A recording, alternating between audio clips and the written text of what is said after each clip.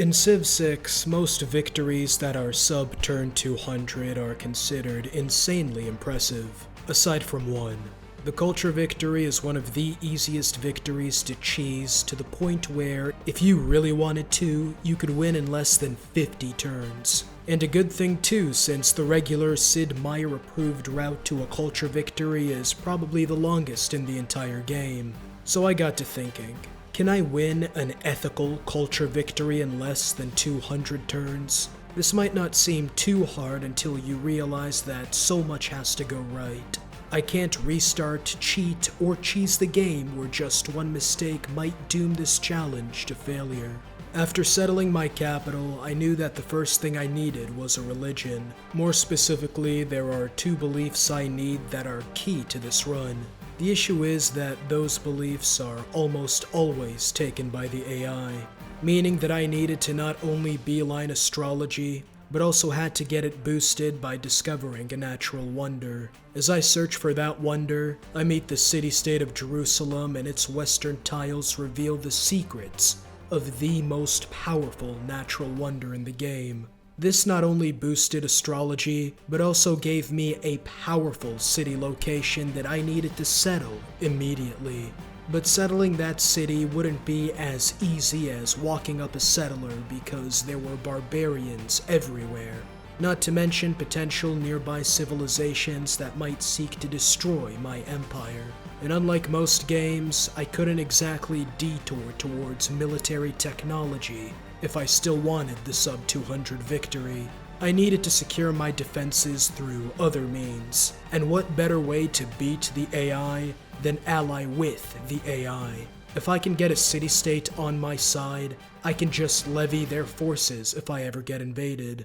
I thought I would have to wait until I earned envoys through the civic tree, but I got so lucky with all the tribal villagers scattered around my lands, I was able to obtain 2 envoys, as well as a tool we'll make use of later. The 2 envoys were enough, as I already had one for being the first civilization to discover Auckland. But more importantly, now I didn't have to waste time on military production and technology, allowing me to focus solely on placing my first holy site. And with the boost to astrology, I was able to start constructing one before I could even build a settler. Now, the more astute of you might be thinking that I would fall behind if I don't immediately build 2 to 3 settlers, but that's actually part of my plan. If I could found a religion early enough, I would earn enough era score for a golden age, meaning that I could use my huge faith numbers to rapidly purchase settlers and builders with faith. And that religious playstyle was already paying dividends, giving me the most powerful pantheon for the Khmer. So why did I choose the Khmer out of all civilizations for this challenge? The reason is their powerful prasat, which gives 10 tourism at 10 population and another 10 at 20. But getting 20 population in almost every city in your empire requires food, housing, and amenities. The Khmer already get enough food from holy sites near rivers, and so that leaves the housing and amenities which are met with the Pantheon River Goddess, synergizing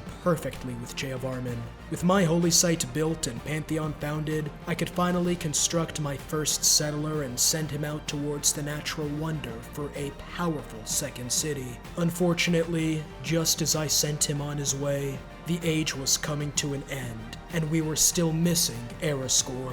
The great prophet I planned to give me the golden age was way too far away to rely on, and it would be a toss-up if I could get enough holy site prayers to found a religion before the age transition. The other source of early game era score is other civilizations, but I was shocked when I realized that I still haven't found a single other leader. Thankfully for this game in particular, there is still a way I can get enough era score to secure the golden age. Settling near the wonder secures our golden era, which was 1/2 of my early game plan completed. But I still needed to be the first to a religion, and other civilizations were closing in on their own great prophets. I went to see if Jerusalem was worth putting envoys in, but with every other civilization being so far away, the city would be of better use if it was directly a part of my empire. After planning out Jerusalem's future districts, I figured I might as well do the same same for the rest of my nation, since a sub 200 victory requires near perfect play, which includes maximizing every district adjacency I can. With all those cities planned out, I ran into a second problem. Spamming out settlers sacrifices population, which, as we've discussed, is critical to making this plan work. So I spent my second governor title on Magnus's Provision, which counters the drawback, allowing me to build settlers without losing population. I still had one governor title available, which I used on the Void Singers to make my monuments start producing faith I could use in the next stage. Focusing on such a faith-heavy playstyle early on was risky, but that risk was finally starting to pay off when I secured my profit the turn before the end of the age, founding the world's first religion, Islam.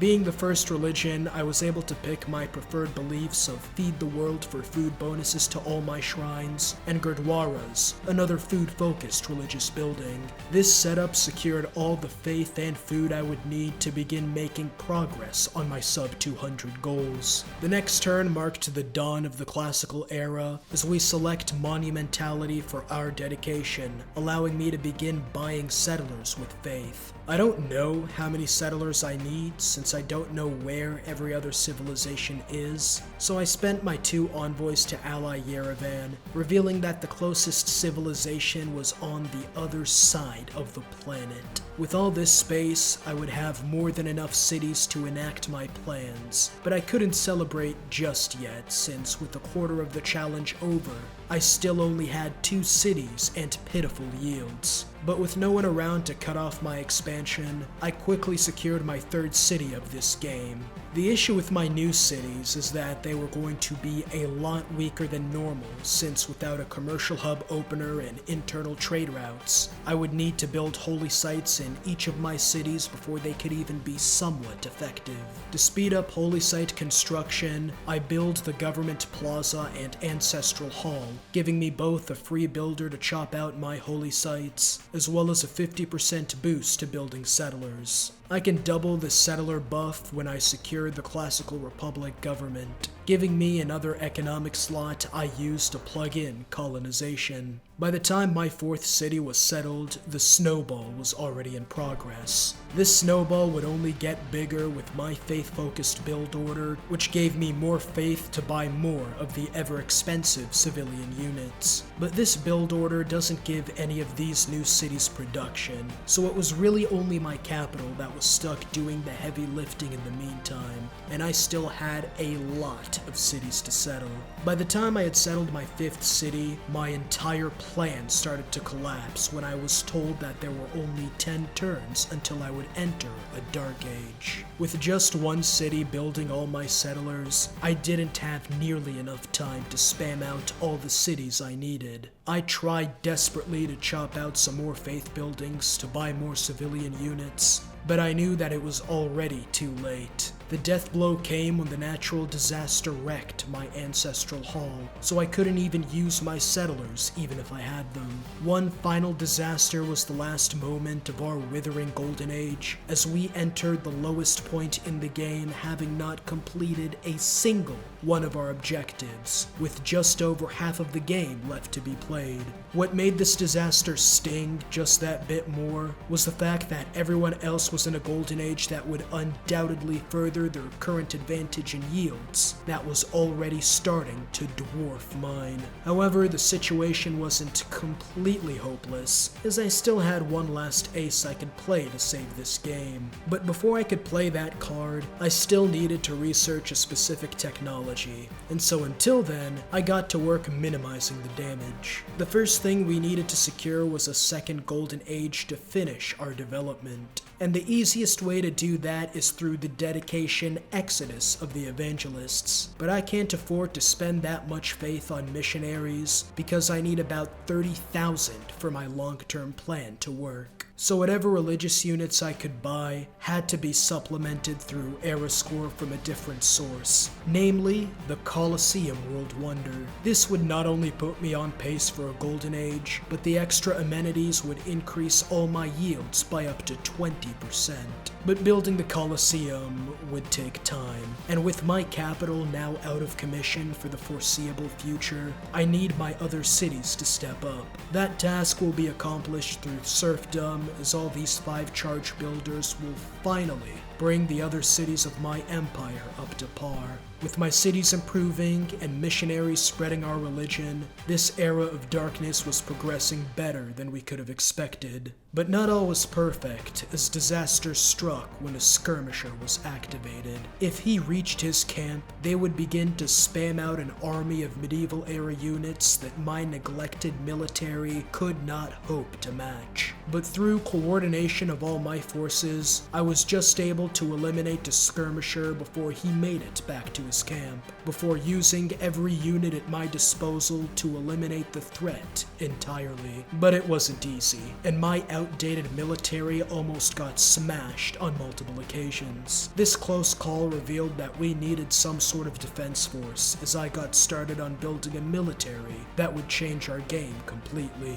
I didn't have to worry about sacrificing any yields either, as with all my infrastructure development, we were finally catching up to everyone else in science and culture, with a heavy dose of faith per turn that would serve as this game's turning point. We finally researched a civic that contained a governor title, and so we played our ace, Chorus. This turned 20% of all our faith into gold, science, and culture, completely skyrocketing our yields in one turn. The Colosseum was finally chopped out, increasing amenities to +5 for another 20% boost to all yields. This faith amenity combo was once again buffed when we discovered the theology government, granting us even more faith to play around with. This Colosseum, religion, and government combination gave us enough era score to secure the heroic age for the next era, which was coming soon. To round out the rest of the Dark Age, my newly built army was ready. Led by my backbone of the unique Dom-free units, we were able to capture Jerusalem without too much trouble, giving us another powerful natural wonder city.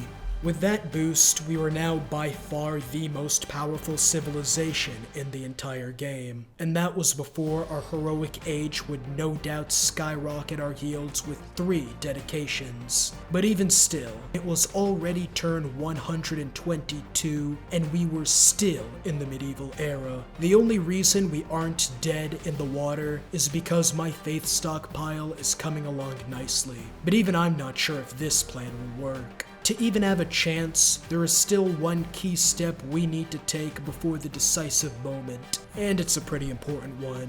We still haven't built a single theater square this entire run, the district that makes culture victories possible. But before we get started on building those, we buy every civilian unit we need for the rest of this game. This includes 2 apostles to reform my religion, with World Church giving me even more culture to race down the civic tree, as well as 5 charge builders in every city to finish improving my empire, granting all my cities insane production. Now at first I was going to use that production to build an army to take out Auckland, but after realizing there was a huge variety in almost every city-state, I decided against it and instead built the Kilwa Wonder to further boost every yield in the game. And it was a good thing I did, as that production was much better spent on producing the 3 key districts I still needed. Industrial zones for even more production and power generation, as well as entertainment complexes for even higher theater square adjacencies